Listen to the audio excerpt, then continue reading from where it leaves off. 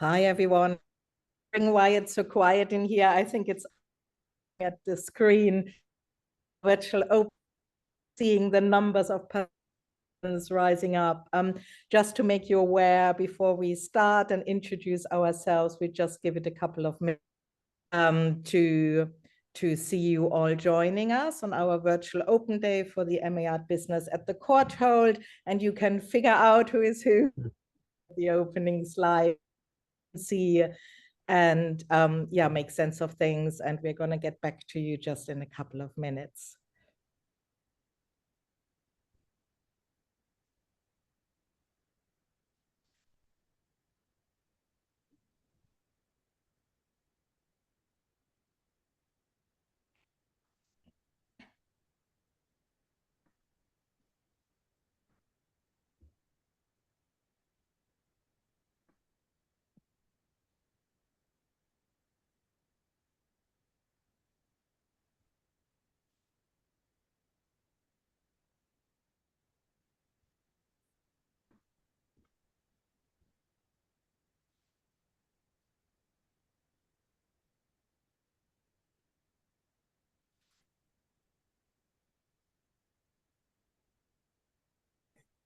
Good morning to everyone who's just joining.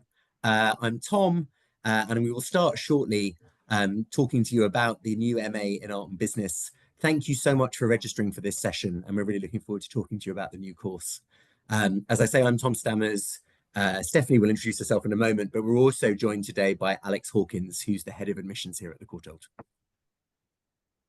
And for everyone who is not in a morning season in terms of this hopefully quite global virtual open day, for anyone who's anywhere else, happy good afternoon or good evening even.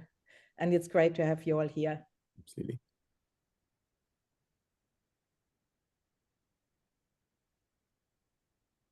Okay, so we'll get going with the presentation.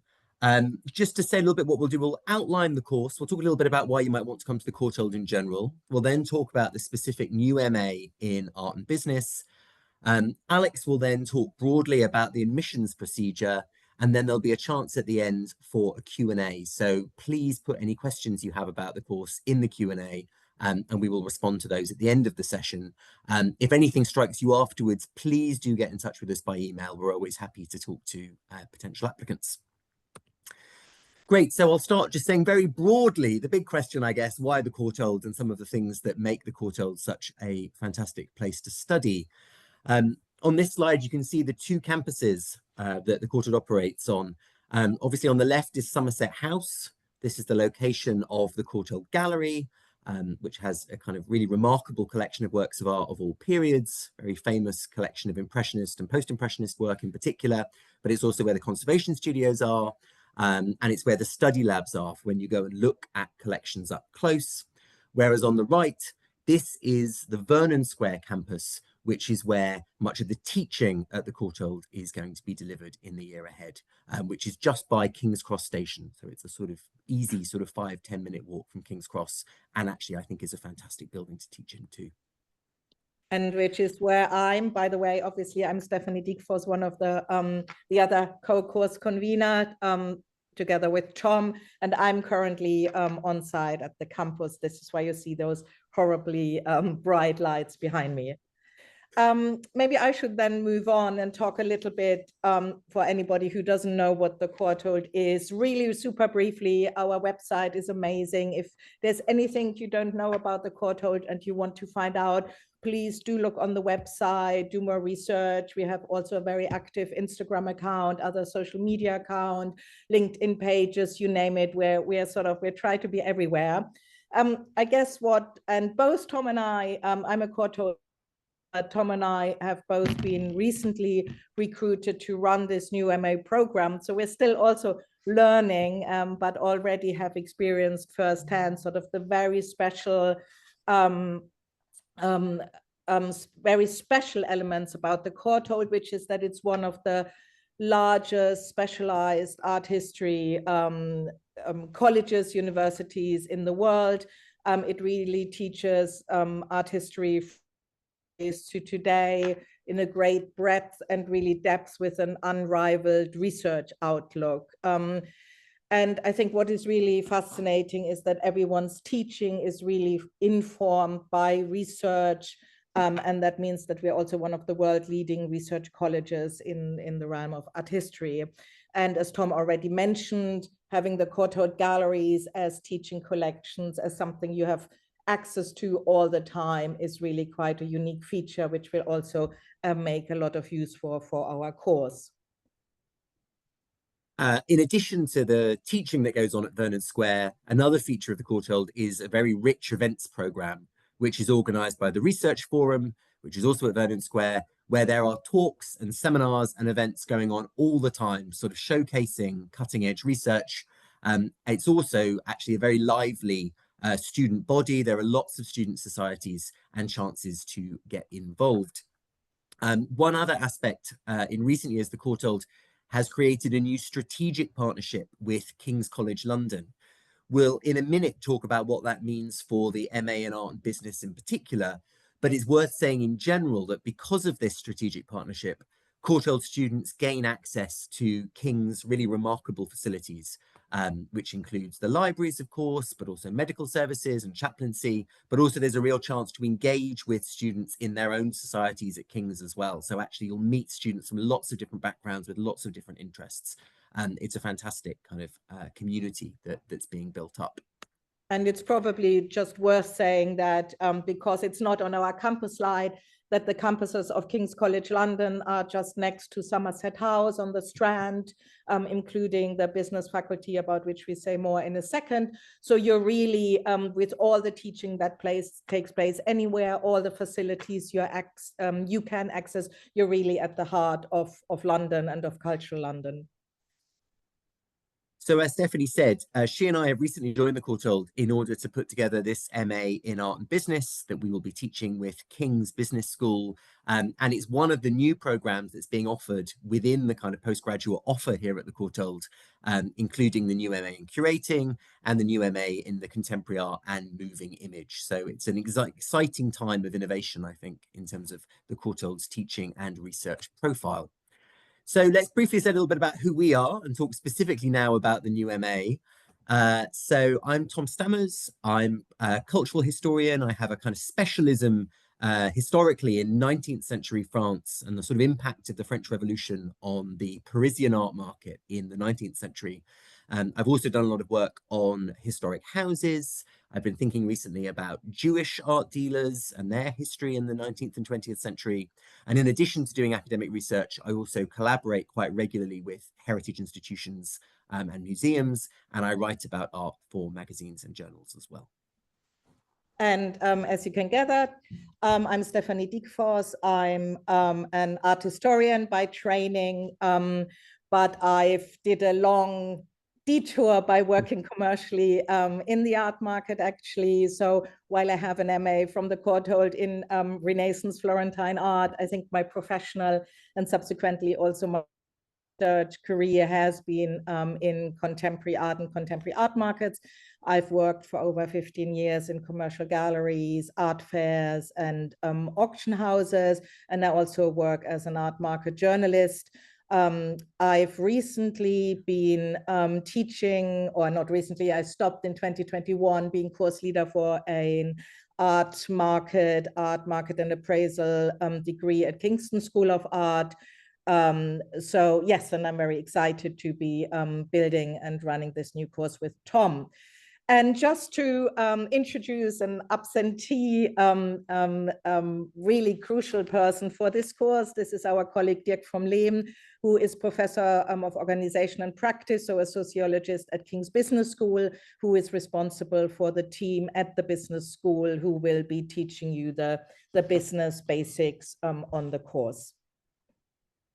And who also is actually extremely interested in museums and their audiences. So while being a professor in the business school, Dirk also is completely fascinated with how art institutions interact with their publics. And so he's very passionate about this subject too. So the key details here, it's a 12-month program. So we believe because of the sheer variety of topics we'll be teaching you and the way that we want to embed skills, it needs to be a full 12-month program. We're aiming to take 24 students, more or less, in the first year, although we will see how things develop. The teaching will be done across 2 different sites. So as I said, Vernon Square is where the Courtauld teaching will take place, which are the modules led by Stephanie and myself. But the business modules will be taught at Bush House, which is an amazing building. I have to say, quite jealous of people getting to go to Bush House regularly, which is just opposite Somerset House on the Strand. So you're just opposite the Courtauld Gallery, and that's where the King's Business School will be doing their teaching. Yes, and I think talk about the uniqueness of this program in a second, but just so you're aware that the modules at the Courtauld consider both the history, which is more Tom's speciality, although we really like to think transhistorically and will inform each other's teaching. I very much hope so. And me in regards to the current practices of the art market. And then the third core module that is delivered by King's Business Schools is really giving you a broader economic insight to help you develop financial, business, and entrepreneurial skills.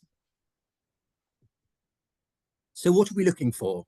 As Stephanie said, at the heart of this is a love of art history and a kind of real interest in the art object as well. So while we're getting you to think about art history in a new way, we also want you to be really passionate about art and care about art history and care about art objects. That said, we're also really interested in how art history can be enriched and learned from other disciplines. And so whether that's economics or sociology or history, obviously for me, but also anthropology, there's a huge amount, I think, that the study of the business of art can learn from other disciplines. And so we're looking for people who are intellectually curious and intellectually versatile. As a result, while we really welcome people who have an undergraduate background in art history, of course, we're also happy to consider applicants who might have a degree in another humanities subject, you know, in English and geography, you know, anything within the humanities we'd be very open to. We'd also say we'd be very interested in people who have relevant professional experience. So if you don't have an undergraduate degree, but you have worked in the art market in some way, or you have some other relevant experience that you could bring to the course, we'd also love to hear from you. In terms of qualifications, we're looking for students with a good 2-1. And Alex might be able to say more about how that plays out in terms of European and international equivalents as well. But in general, if you have any queries about your background and whether you think the course would be right for you and how it would fit your development to date, please do get in touch. And just on lastly on that note, because we had questions about that in the physical open day we just held, that obviously undergraduates with any type of business degree, it's an art and business. So obviously we welcome those as well, as much as an undergrad in law, or as I need to add, and Tom otherwise will pick me up if I don't say that I'm especially really keen to hear from anyone who might have had a fine art degree or a creative degree, but is really interested in moving in a sort of more professional side rather than a creative making side. So yes, we're really interested in people who can demonstrate, as Tom says, their interest in art and the business side of art, but we're very open in terms of the specifics of the potential undergrad degree. And hopefully we'll get a lovely cohort of students who bring lots of different perspectives to the question. So we've just pulled together here some things that we think make this new course unique.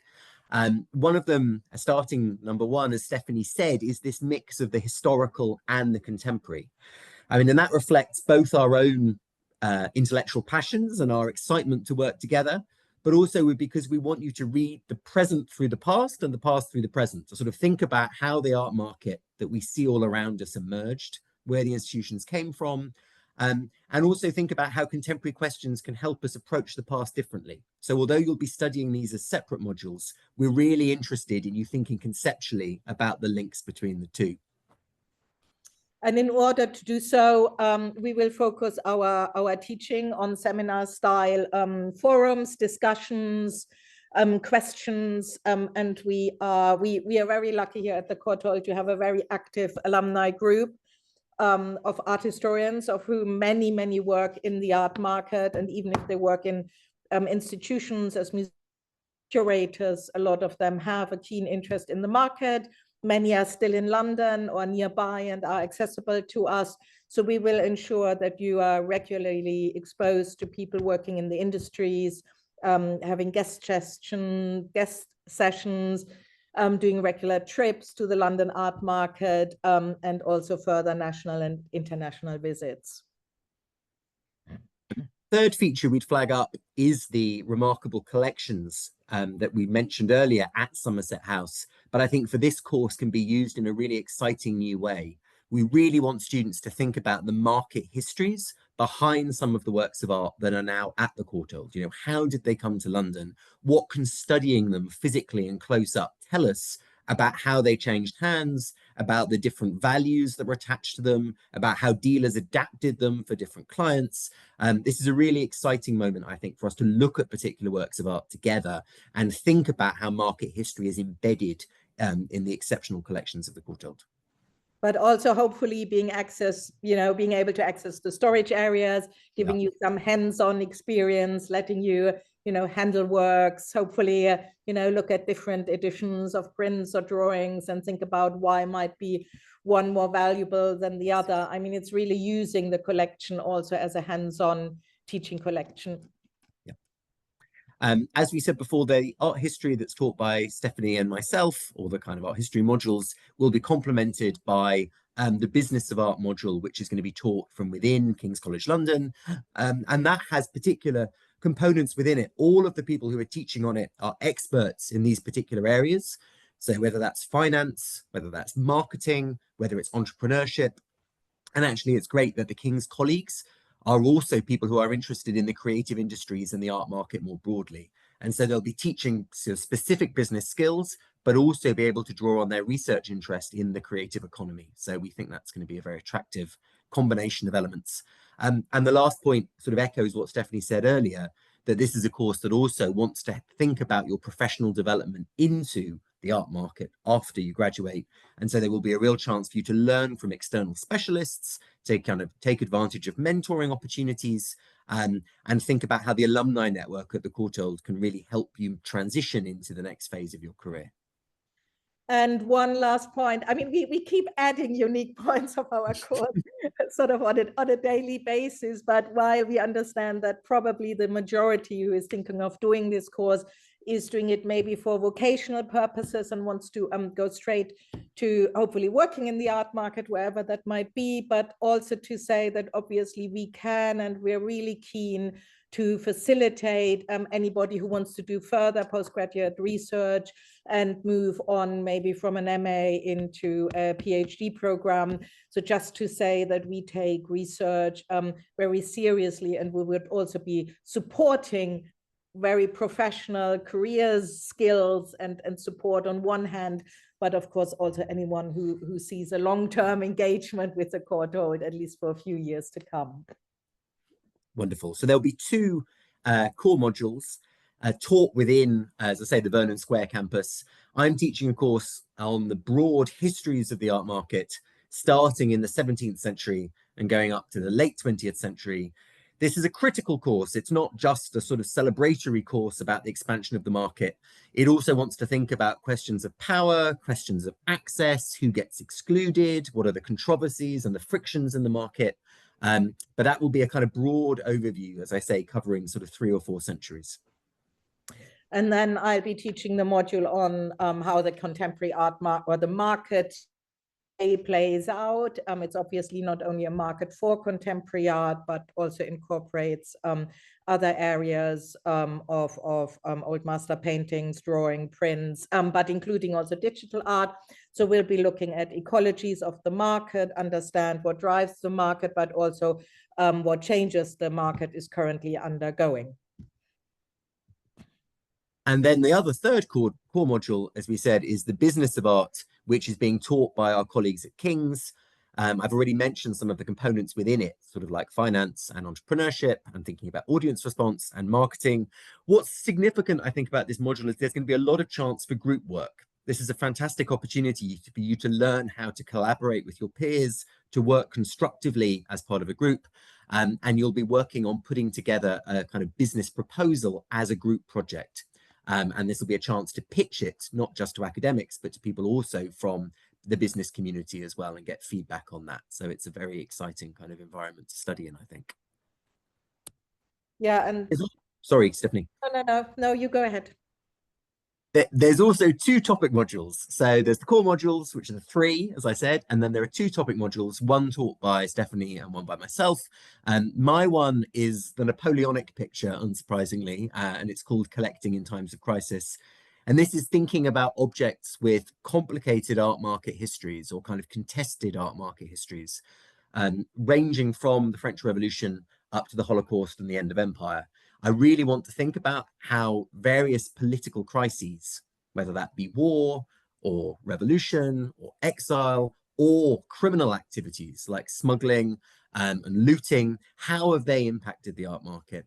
And what are the questions today raised for curators and for the broader public about how you show those histories? You know, how can we talk about them legally? How can we talk about them ethically? What issues of interpretation are raised? And so this is also a module that will introduce you to key skills like provenance research. How can you document how objects have moved? But also bigger debates around restitution or repatriation. So it's thinking about kind of contested heritage using sites and collections in London. And then my module will be is titled Revisiting the Art Fair, and it's not a historical analysis of the development of art fairs in the past 60 years, but is really using the art fair of one of the most important sales platforms for art today, in understanding different elements of the market, how the market is shaped by globalization and internationalization, the influence of mega galleries, the influence of mega events like Art Basel Paris, as you see here, but also niche and boutique and very specialized art fairs. Why is the art market still driven by an event culture? And so we're going to use the art fair as a topic in order to interrogate a number of these very pertinent questions for the art market today. So this is a kind of slightly bland slide, but it helpfully, I think, gives you a sense of the structure of what we're doing term by term. So you'll see that in any given week in the first two terms, you will have a session on the contemporary market with Stephanie. You'll do something on the historical market with me. You will have a session with the colleagues at King's around the business skills. And then you'll also be doing one of the sessions from the topic module. So either the kind of collecting in the crisis or the art fair. And you'll be building up to write a series of essays as the assessment at the end of each term. In the third term, as you'll see, everything is really focused on a final mode of assessment. And that is going to either be a dissertation, which can be written on any historical or contemporary topic related to the art market. And Stephanie and I will give you supervisions and tutorials to help support you doing that piece of very exciting independent research, which should be a kind of culmination of what you've done over the year. Or there is the opportunity to do a consultancy project, which we're currently building, which will allow you to engage with a kind of real world art world organization or business and work with them to think about solutions and problem solving related to some of their kind of particular needs, to do a kind of evaluation of their business and how they could be supported through a consultancy project. Yeah, and just to reiterate, because I think Tom cut off a little bit, just to say that the dissertation, of course, can also be on a contemporary element of the art market and any questions that are concerning us now. Absolutely. So teaching, seminars, as Stephanie mentioned, also tutorials. You will have a chance to speak to us one-on-one, and I think that's really important for us to support you individually and know about your own professional needs and your research interests. We'll also be bringing in wider expertise from across the Courtauld. We mentioned colleagues in conservation and curation, but also broader expertise in different histories of the market. Lots of external speakers in order to kind of expose you to the full range of the different actors within the art world, the whole kind of ecology of the art world, whether that be art and law or art and insurance or art publishing. And then there's also going to be the research forum events. And so we will be doing specific public talks and events that engage with the theme of art and business too.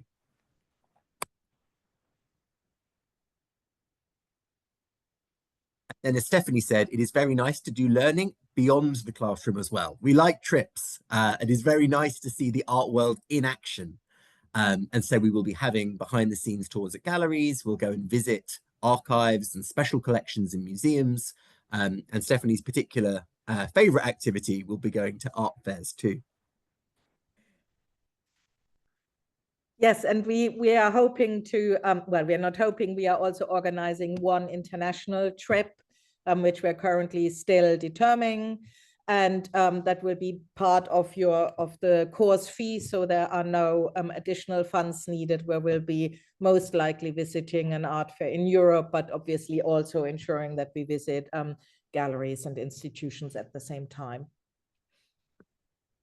I mean, we've touched on some of these issues about why study and why now. I think all we briefly say here is that it's a really interesting time to study because the market is changing.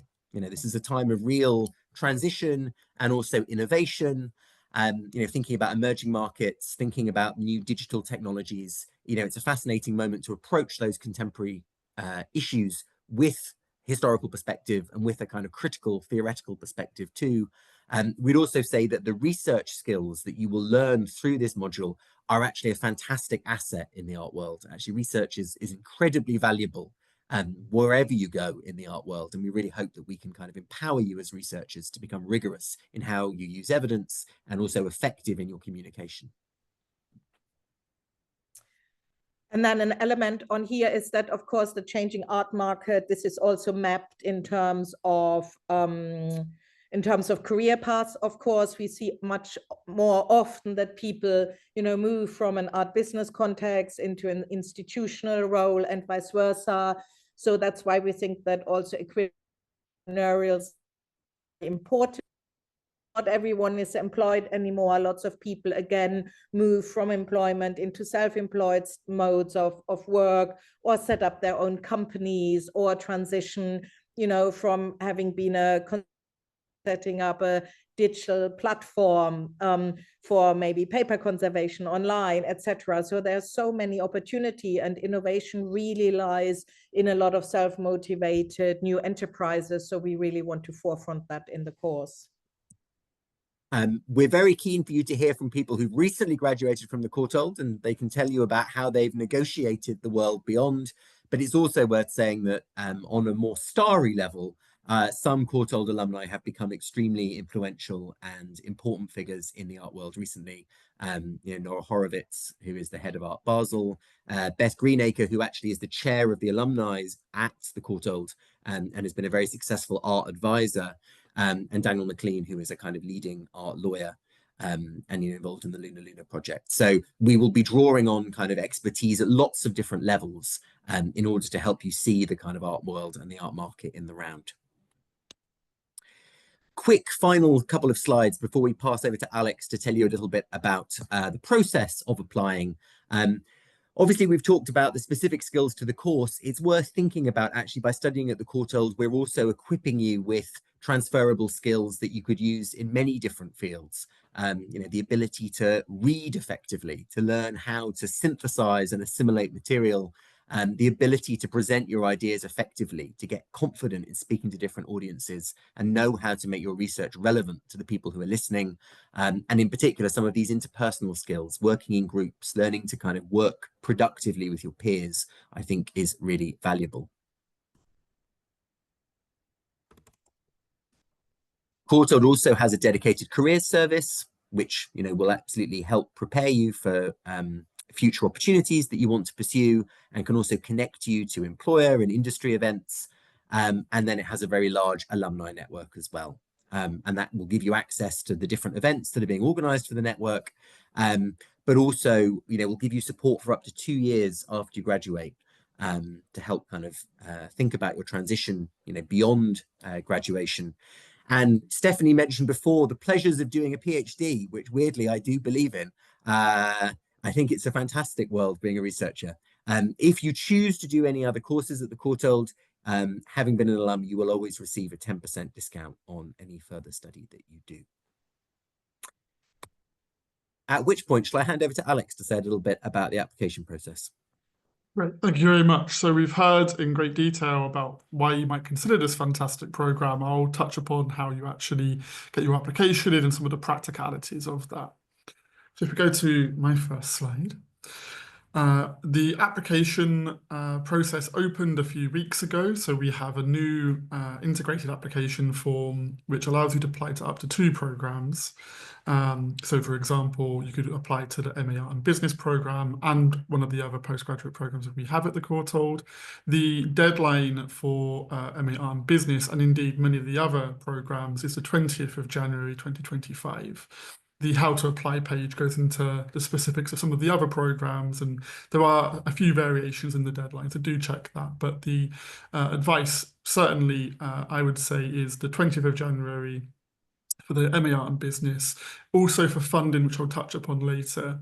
And actually, just a question that we often get is, is it good to get an application in early, or the kind of time frame for that?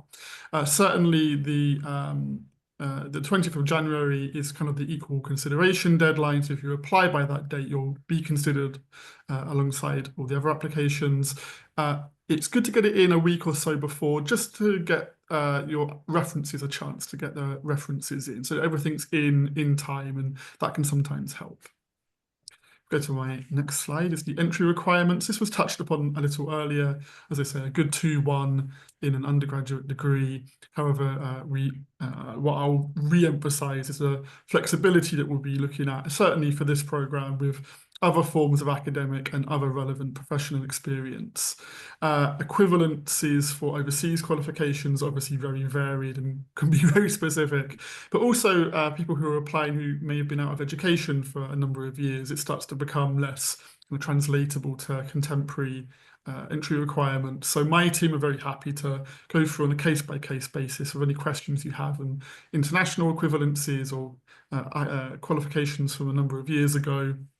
We'll share the email address from my team at the end of the slides. So the personal statement is a key part of the application. There's 2 elements to that. There's the 300-word limit general personal statement. This is kind of your opportunity to tell us about why you want to study at the Courtauld in a more general sense, relevant study, projects, work experience, etc. Any key skills, so kind of key transferable skills into the program, and kind of, we don't expect you to necessarily know what you want to do in a year's time, but if you do have a sense of what your career aspirations are, or indeed if you want to, you're thinking ahead to a PhD, as we've said, it's not a bad idea to kind of give us a sense of what that trajectory might be. You'll also have a 300-word limit preference statement, and if you apply to more than one program, you'll have 2 of those, and that gives you an opportunity to be a bit more specific about the program itself, your interest and your relevant skills for the program. And if you're applying to other programs, that can be varied in terms of options for the MA program, MA History of Art program, or for the conservation programs, there's specific parts to that too. So you'll see that as you go through and progress in the application form. We ask you to provide a written work sample, which is between 3,000 and 5,000 words. There's a degree of flexibility in here. It's a submitted, uploaded document, so we're not super stringent on how you provide this in terms of it being perhaps 2 works that are combined from a previous study. And indeed, if you've come from a background that hasn't had huge amounts of academic writing, you might want to consider completing a new piece of written work. And what we often say is, perhaps going to a gallery or an institution, looking at a couple of different works and making a comparative piece. For this program, perhaps you might consider integrating something in there around the art market as well, and kind of incorporating that. We're not expecting it necessarily to be a fully fleshed out thing with references, etc. Within that, we understand if it's coming from a new piece of work, you might not necessarily need to do that, but it gives us a real sense of your ability to write and think critically about kind of visual questions, which is what we're really going to be interested in here. Just one thing on that too, it really helps to put a little bit of context as to what you're submitting. So at the top of the thing that you're submitting, just say, this is an excerpt from my undergraduate dissertation, or this is a new thing that I've produced for this application. And it just helps contextualize what you're submitting. Obviously, of course, we ask you to provide evidence of your previous study in cases where that might be a transcript of results, which lists kind of the individual modules you took. If it's been a few years, it might be just a certificate, because sometimes those transcripts are less informative or become harder to find if it's been a few years, and we understand that, of course. And indeed, if you're currently studying now, that can be an in-progress transcript. It will be a slightly different thing. You know, for example, if you're a current Courtauld student and undertaking the undergraduate program, you'll be able to get an in-progress transcript from our professional services department. And for references, we typically ask for 2 academic references, and that's because they're often best placed to provide that kind of insight into your academic writing skills, into those direct kind of skills that we're looking to find out about. But it's entirely possible, and indeed in many cases will be very relevant for people to have 1 or 2 professional references. You know, if you spent a few years working in an auction house, that might be more relevant, and indeed probably for this program could be more relevant than an academic reference from 5 years ago, for instance. So there's a real opportunity for you to kind of think about who is best able to attest to the skills that we're and your abilities and kind of your interest that we'll be looking at for this program. And so it's really flexible. There's not a kind of a formula for what that might be. I said earlier, one thing to bear in mind, it might take a week or 2 for the references to come through. So just bear that in mind in terms of when you apply to the program. If we go to my next slide, this just kind of wraps up the application form itself. So some of the things you might typically expect, a scan of your passport, an ID photo that will go on to become your student ID card photo. A CV, I think, is really important in this context. The personal statements are reasonably short, and there's lots of things you might want to include in there. This means that you don't have to list everything in those personal statements. The CV can also attest to some of the things that you've done, some of that experience. So you can pick out a couple of those things in the personal statement that are really relevant, that are really strong, and then the CV can kind of fill in the gaps that kind of round out the application. I think that's really a useful thing. For English language requirements, our website really goes into a lot of detail about the tests that we accept and other ways that you might become exempt from needing to provide that. You don't necessarily have to have completed that or have that at the point that you apply. If you're made an offer and you haven't yet completed that test, it will be a condition of your offer. So you have a bit of time to think about how you might meet those requirements for English language if that's in progress. So my next slide goes away from the application form and kind of the kind of practical part of that and into funding. So we have a MA Courtauld scholarship that offers a limited number of scholarships at about 15,200 for the year. That has the published criteria for that are around kind of widening participation. So that might be around household income, or if you're an international student, if you're applying from certain countries that are perceived to be from developing rather than established economies. And all the details around that are on the website. If you're a UK student, the programme will be eligible for a UK government master's loan. And just to note that, we obviously understand there's things that come up across the year. There's a hardship fund that can cover kind of emergency situations of up to £1,000. And then finally, from the kind of practical side, from my point, it's accommodation. So we have our own halls of residence, which is right by the Somerset House campus, just basically on Waterloo Bridge, called Duchy House. There's a range of rooms in there, from slightly more affordable rooms, which have shared bathrooms, through to slightly more spacious rooms with en-suites. We also have access to the University of London intercollegiate halls. There's a range of different halls there that are mostly based in Bloomsbury, where you'll be sharing with students from all over different institutions within London. And I say here that that's mostly for international students who haven't studied in the UK previously, but indeed, often there are home students too. It might be that you're applying from further afield, further away from London and the southeast. So there's always opportunities there, and we prioritise it based on distance and prior study in London. So that's everything from the practical side of things. We'll start to look at the Q&A questions, and I can see there's a number in there already. Just to flag that you can contact my team, and we're happy to pass on any questions you might have as well via the pgadmissions@courtauld.ac.uk email address. Other forms of staying in touch are listed on this page as well. But I'll start looking at the questions, unless there's anything that Tom and Stephanie want to jump in at before we move on to those. All I would say is feel free to write to us personally as well. Although our emails aren't here, if you Google us, you will find our contact details very quickly on the Courtauld webpage. And so do please drop us a personal line if you'd like to as well. Great. Yeah, no, but Alex, I've been monitoring the questions. I think a lot of for you. So maybe if we'll start looking at the questions, then we can hopefully address many concerns. Yeah. Absolutely, great. So the first one at the top for me is what are some employment opportunities offered by the university? And I think the two of you kind of touched upon some of the sort of features of the program itself, and also the careers service. If there's anything that you'd like me to add, I can go for it too, but perhaps the two of you could just expand briefly on some of the things that you mentioned earlier. The next question I can see is how many teaching hours will there be a week?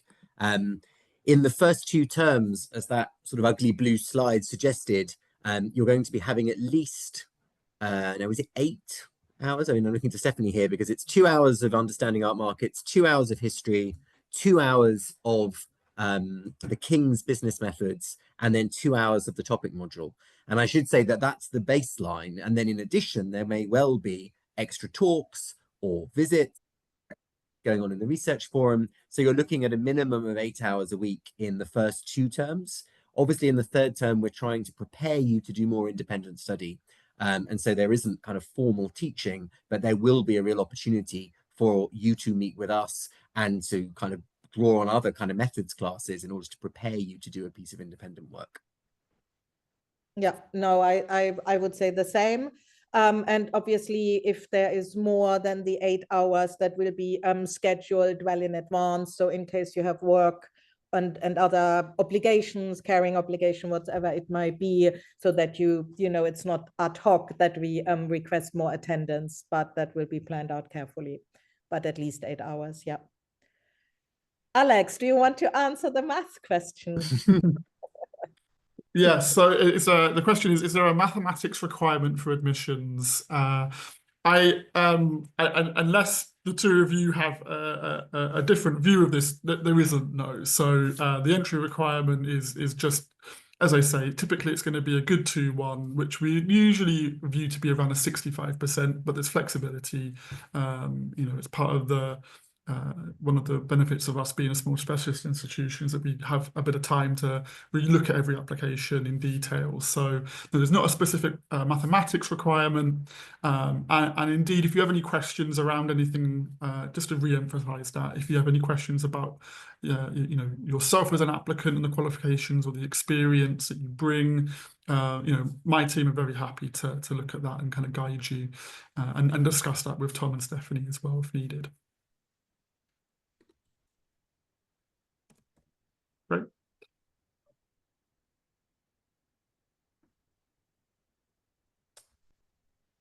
So the next question, and I think this is, so there is a question about is different from the Sotheby's equivalent.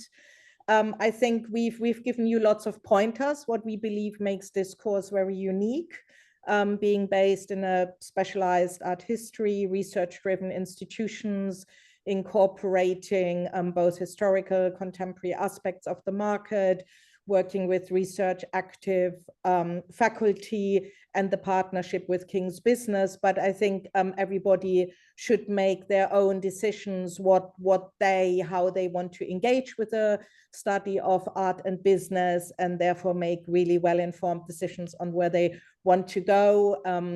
And yes, I think this is sort of what I don't know if Tom wants to answer that more, but I think we shouldn't comment on other many similar programs that are in existence, both in the UK and internationally, that obviously touch on art and business and the art market. Yes, I think that's an exemplary answer. Thank you. Oh, got a brownie point there. Uh, Right. Alex, do you want to talk a little bit more about the career service? We touched upon it, but you've been here at the Courtauld longer than us, so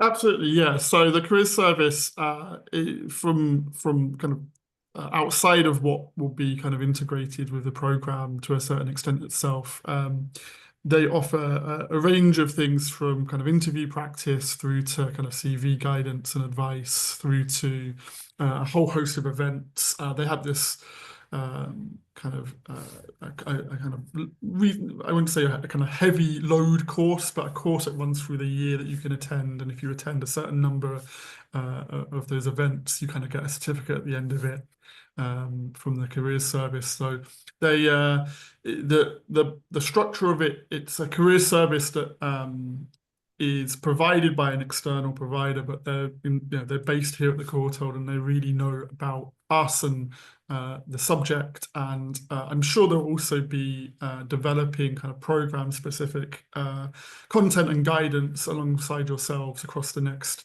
year in kind of preparation for the launch of the program too. So I think there'll be some really interesting developments that are kind of specifically geared and kind of look at this. We've also recently added further provision. So it used to be that we had provision for the career service of 2 days a week. That's increased. So in time for the 25 academic year, I think that career service is going to be an even better resource and kind of continue to develop and grow and integrate into the program too. So it's really, yeah, it's I know people have really benefited from that, and particularly I think it's great that the provision lasts for those 2 years after you graduate too. And I think that's a really key and important part of it. You can go back for kind of follow-up advice as you maybe take your first step into a career or your first step after the program. Sometimes you might want to kind of keep the momentum, apply for something else as well, and you'll get advice and guidance on that too. So that's really, I think that gives you a sense of all the benefits of the service there. Great. I see there's a question here about the type of professional outcomes expected from the course.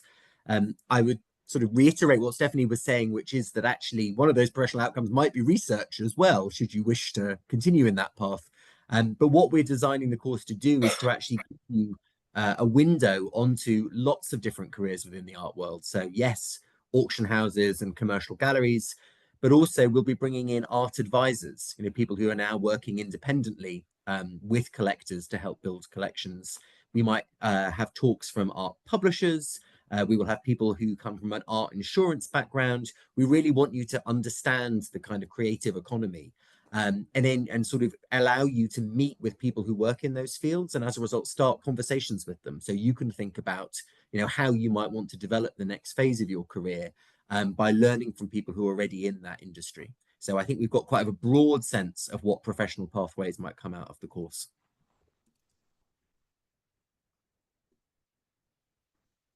Great. So maybe, Alex, there are a few very quick questions around applications. Maybe we can pull them together. There are some questions around the right written samples, like can it be from a law degree? Can an essay be edited? So maybe I'll talk about the written work sample. So I mean, I think I said some of this, but to re-emphasize, it's pretty flexible. So that can it can be a new piece, it can be a piece that you submitted as part of your previous study, you can be an excerpt from a longer piece, a combination. It really is up to you how you best present your academic writing skills, and that's really the key for what that submission is. It's really to show us your skills and kind of an insight into your visual comprehension or your understanding of the market going into the program, etc. So it's a lot of that emphasis is on you to decide what that looks like and kind of how to best put that forward. As I say, it's good to contextualize what you're submitting. you know, a question that we often get is if you've written in a different language, does it need to be translated? Yes, and that covers. I see there's other questions around other parts of the application. All elements that you submit as part of the application should be in English. If there's going to be a reference, they will need to write that reference in English or translate it themselves. If it's a transcript in another language, you'll need to get that translated officially before you submit it. If you have any questions about those processes, my team can kind of give you a bit of guidance and a bit of advice on how you might do so. There's one question that maybe because we can't really answer it yet, but it's important to highlight before we come back maybe more to more logistical questions. Will the course be mainly most up of international students, or will it be half home and half international students? I mean, Alex can maybe talk more about the setup of other courses, but I can say that both Tom and I really hope for a very diverse and broad cohort of students, but one which is also balanced at the same time, so that you don't have an overarching group from only one particular area of the world. So I would say that we definitely will have home and international students, and that we are expecting solid applications, I think it's fair to say, and that we will do our utmost to ensure that there is a interesting distributions, but we can't we on that, you know, like 50% X and 10% Y. I think that's fair to say, Alex. Tom? Yeah, I think it would be, you know, obviously it's as a new program, we you know, we can make we can try to anticipate. I think what I would say is that many of our other postgraduate programs do range around 40, 40% international, or as much as 50% international. So it may well be that this program reflects that too, and we do have a very diverse cohort of home students and international students, both closer from Europe and further afield too. And it wouldn't surprise me if we see something along the same lines of a 40-60 split or a 50-50 split. It wouldn't surprise me.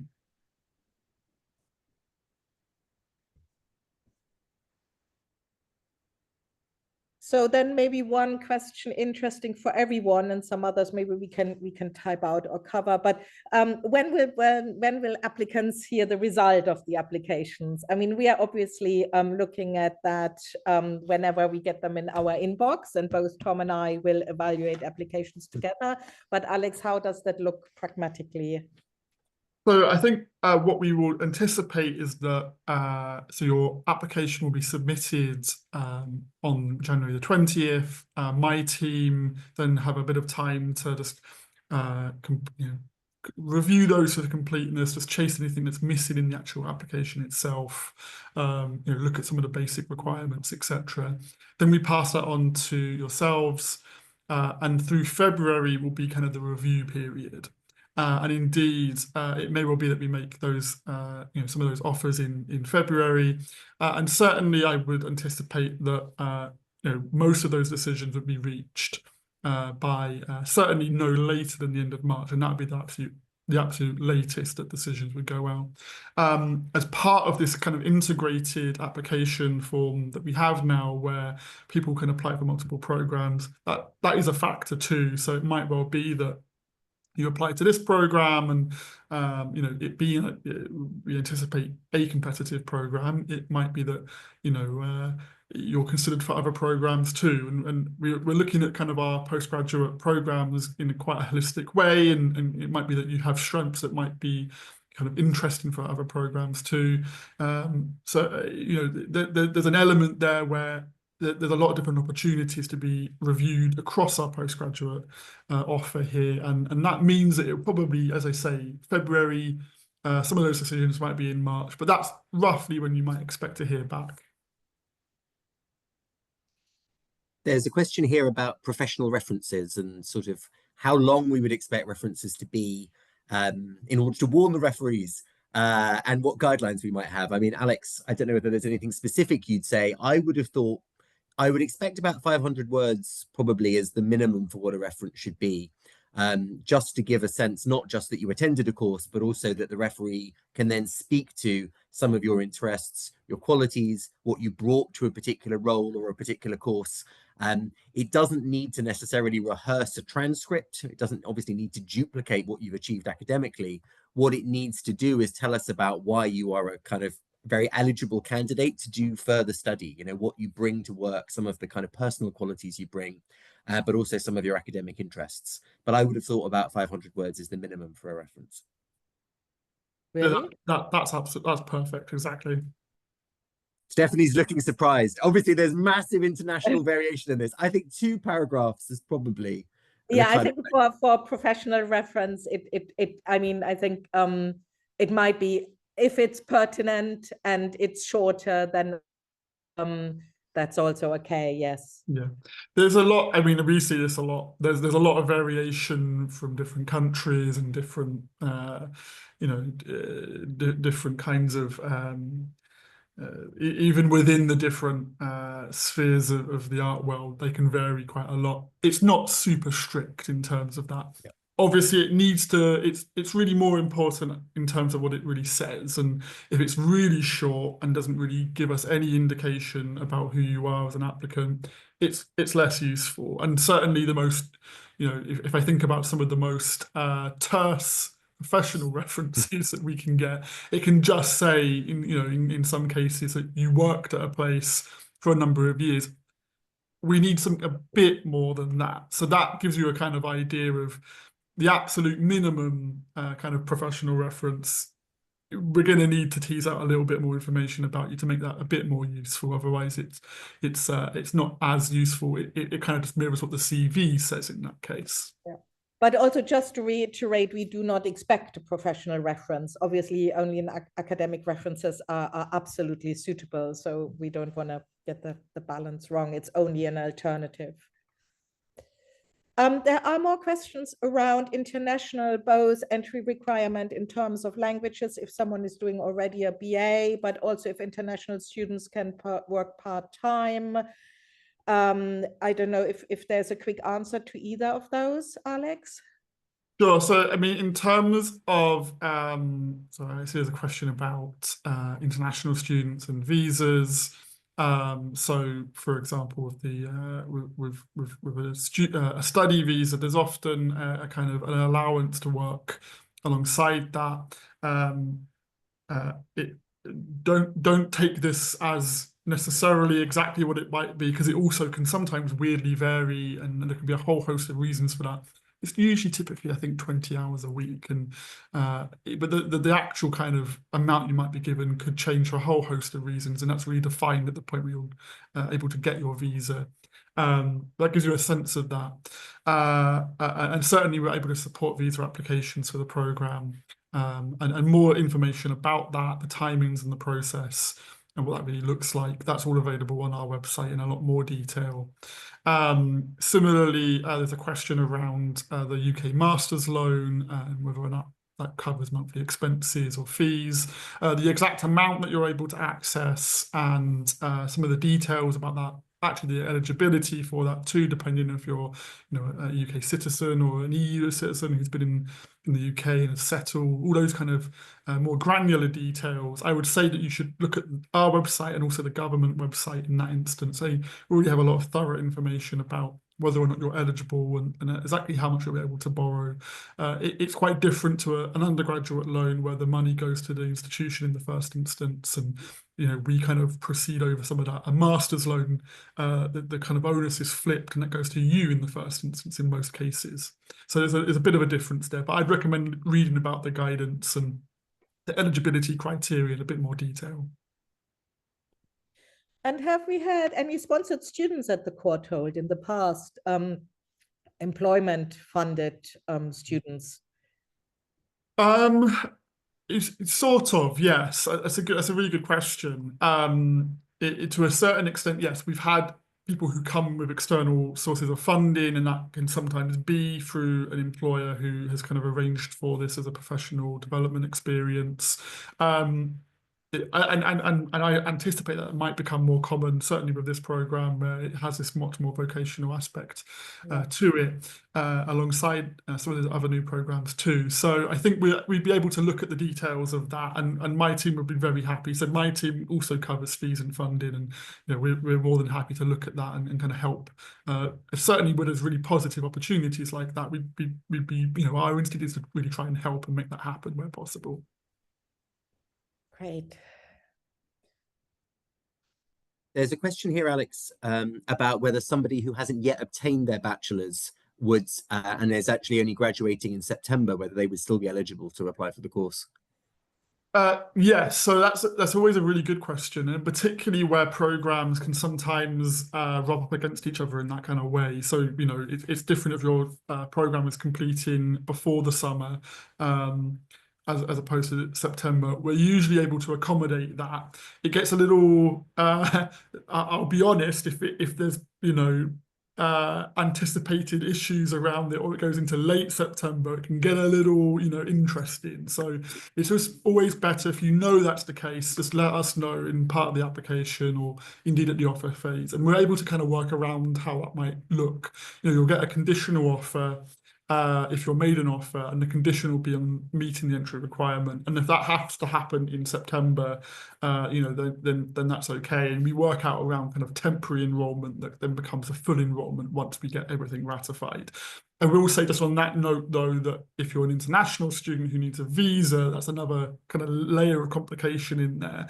It's not impossible, of course. So it's the best thing is to be clear with us. We'll kind of help you work through that, and if it's at all possible and within our gift, we'll certainly make that work for you. But that comes a bit more on a case-by-case basis, I think, understandably.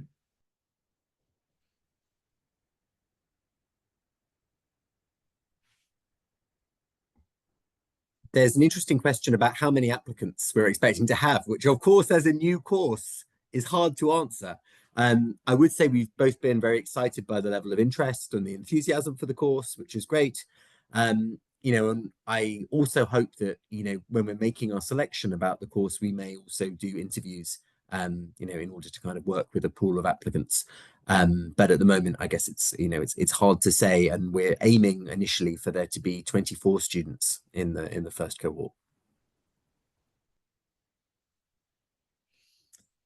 And I think that concludes all the questions. Yeah, and I think then it just remains on us to thank you all again for joining this virtual open day. For anyone who is watching it later on the recording, we hope that the live participants have asked all the questions that you also might have, and if not, or if you didn't feel your question was answered sufficiently, please do feel welcome to reach out to Alex's team, or related questions to both Tom and myself. And yes, it's really great to have you here, and to have been spending this London lunchtime with you. And I hope that you continue to be interested in the course, and will continue to, we'll move on to apply for it. That would be really wonderful. And thanks for your active participation. Great. Thank you very much for listening, and hope to have future conversations with some of you.